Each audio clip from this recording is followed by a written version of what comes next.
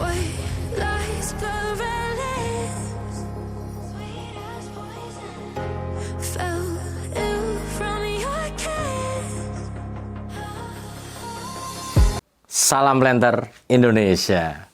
Kali ini kita akan membicarakan sebuah pupuk yang mana bahwa sangat bertolak belakang sekali, dan kita harus sebagai seorang petani maupun seorang planter, kita harus benar-benar menjaganya, jangan sampai kita menjadi loose di dalam aplikasi kedua pupuk ini. Kedua pupuk ini adalah urea dengan dolomit. Urea memang terbuat dari udara, karena bahwa udara kita memiliki sekitar 79% kadar nitrogennya.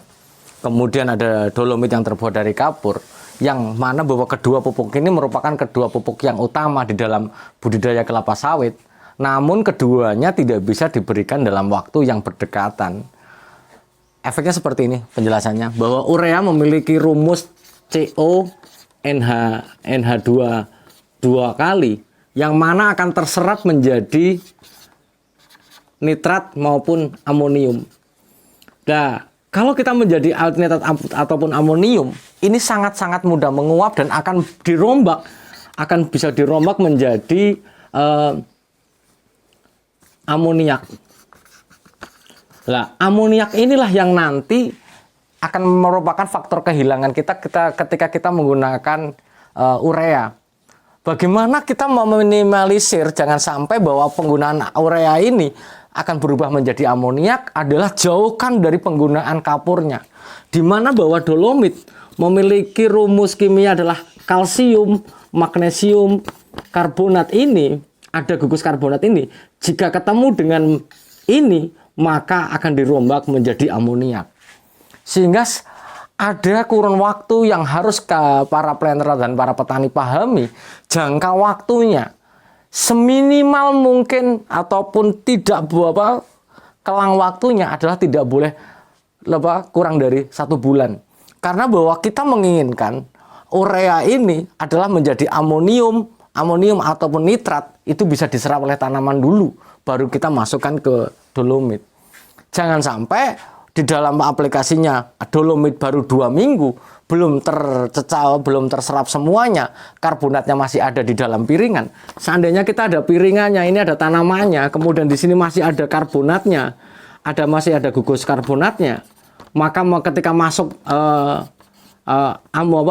nitrat ataupun amonium ini, maka akan dirombak menjadi semuanya amoniak. Terutama adalah amonium ini berada di daerah basah.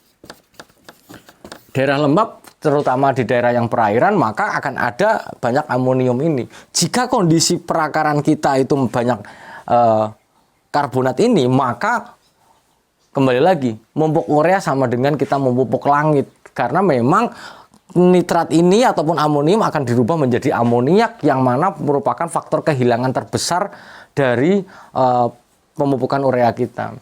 Sehingga para planter dan para petani semuanya mohon dipahami bahwa jarak urea dan dolomit seminimalnya adalah 1 bulan adalah minimal sekali. Maka sering sekali bahwa perusahaan ataupun bahwa lembaga-lembaga yang memberi rekomendasi itu bahwa urea dengan dolomit diberikan jeda relatif panjang, hampir 2 bulanan, supaya bahwa jangan sampai kondisi karbonat ini masih ada di piringan, kita masukkan urea, sehingga faktor kehilangan yang besar kita adalah menjadi amoniak yang dia akan menguap ke udara semuanya. Karena kita tahu sendiri, apalagi penggunaan urea sangat intensif, hampir 2 kali setahunnya, dengan dosisnya adalah sangat tergantung umurnya. Dan sekali lagi dengan sangat bahagia sekali saya bisa berbagi adalah dari tabel pemupukan yang sudah saya rekap, dari beberapa sumber saya download, ternyata bisa dibagi kepada Bapak Ibu dan para planter semuanya.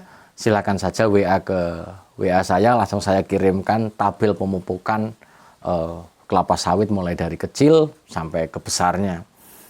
Mungkin itu aja dulu yang dapat saya sampaikan.